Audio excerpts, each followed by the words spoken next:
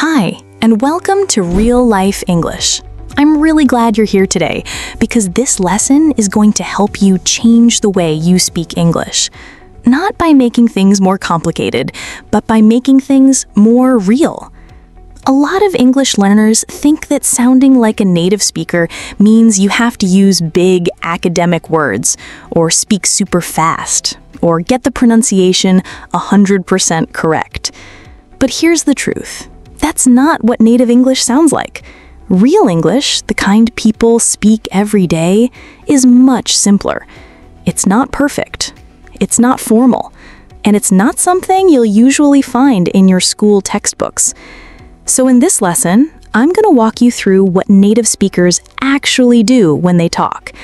You'll learn the kinds of phrases they use, the way they speak, and how you can start practicing those habits one step at a time. And I promise, you don't have to change who you are. You don't have to lose your accent. You just need to listen, understand, and start using the language that fits real situations. Let's start with something easy.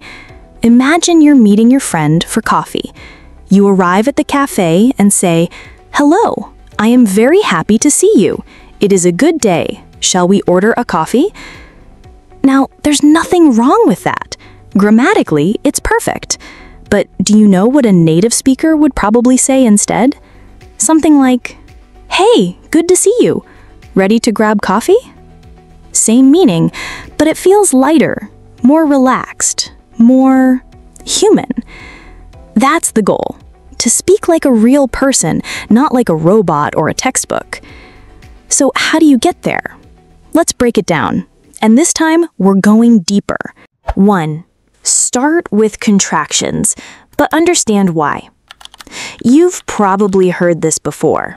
Native speakers use contractions. Instead of "I am," they say "I'm." Instead of "you are," they say "you're." But this isn't just about being lazy or casual. It's about rhythm. Contractions help your speech flow more naturally.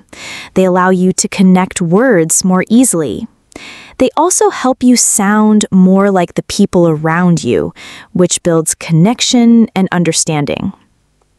Here's a short example. "I am not sure if she is ready."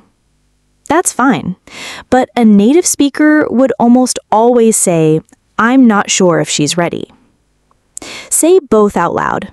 The second one flows. It's smoother. It sounds like something you'd actually hear in a conversation. So try this. Take a notebook and write down a list of common contractions. Practice saying them slowly at first, then in full sentences. Use your phone to record yourself. Listen back. It might feel strange at first, but with time, it becomes natural. 2. Use the power of short, real phrases. Let's be honest.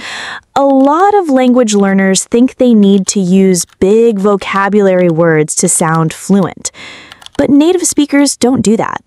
They use short, clear expressions that are easy to say, easy to hear, and full of meaning. Let's go through some examples, and I'll explain when and how to use them in real life. Sounds good. This is an easy way to say, "I agree," or "that works for me." You can use it when making plans. Friend says, "Let's meet at 5." You say, "Sounds good." "No way." This shows surprise. Friend says, "I saw Brad Pitt at the mall." You say, "No way." "I'm in." This means you want to join. Coworker says, "We're doing a team lunch tomorrow." You say, "I'm in." Hang on. Ask someone to wait a moment. You're on the phone. "Hang on, I need to grab a pen." All set. Means I'm ready. Waiter, "Do you need a few more minutes?" You, "Nope, all set." Got it. You understood. Boss, please send that email before noon. You got it. Will do means I'll take care of it. Friend, can you grab some milk on the way? You will do. I'm out means I'm not joining or I'm done. Coworker, another round of karaoke? You, nah, I'm out. My bad. A casual way to say, sorry, that was my mistake. You bump into someone or forget something, just say, oops, my bad. Fair enough means that makes sense or I accept what you said. Friend, I can't come. I've got an early meeting. You? Fair enough. No worries. One of the most versatile expressions. It means it's okay, don't worry, or even you're welcome. Someone thanks you, you say, no worries. Notice how simple these are. Most are 2 or 3 words, but they make you sound like someone who actually lives in English, not just studies it. Try practicing 1 or 2 per day. Use them in your WhatsApp messages, say them out loud when you talk to yourself, or during practice sessions. It's all about using real language in real life. 3. Rhythm and stress. The music of English. English has kind of a music to it. Some words are strong, others are quiet.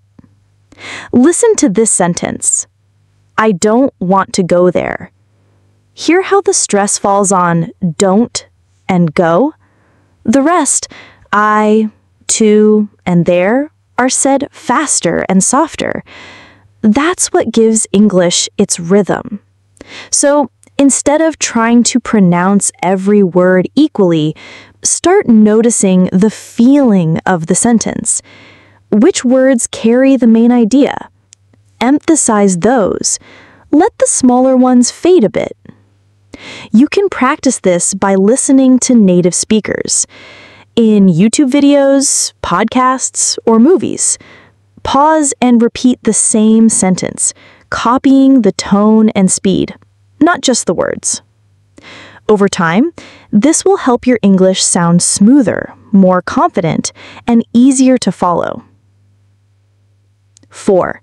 Connected speech. The secret sauce. This one is fun. Native speakers almost never say each word clearly and separately. They connect their words. Like this. What do you think? Becomes, what do you think? I'm going to go now becomes, I'm going to go now. Did you eat yet? Becomes, gee yet? You don't have to speak this way, but you do need to recognize it when you hear it. And when you're ready, you can try saying it too.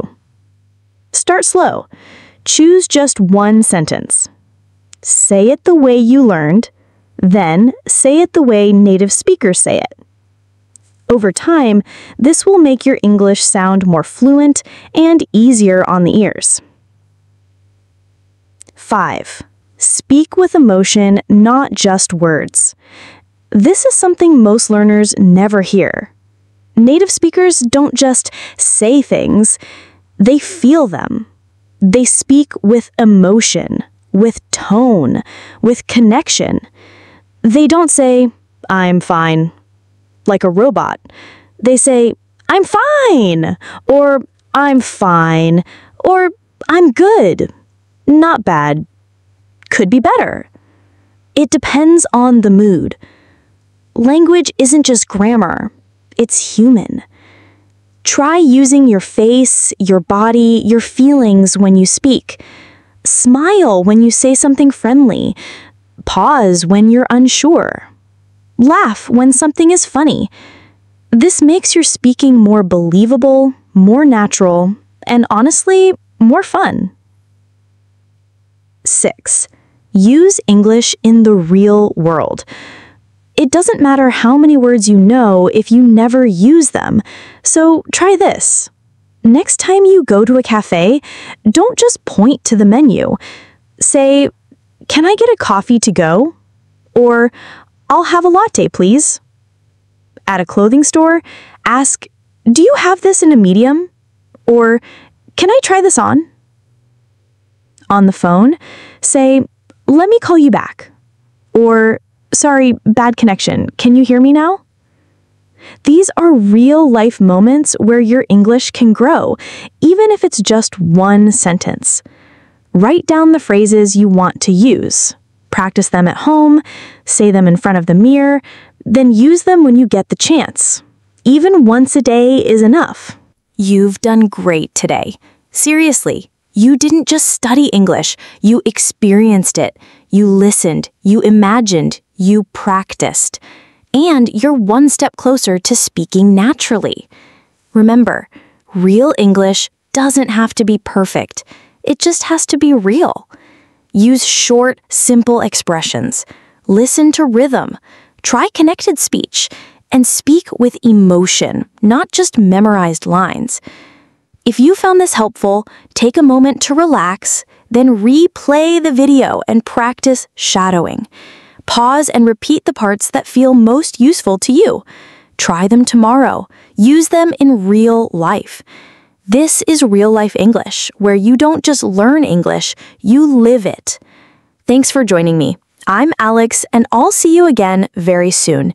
Until then, keep practicing, keep speaking, and keep it real. Bye for now.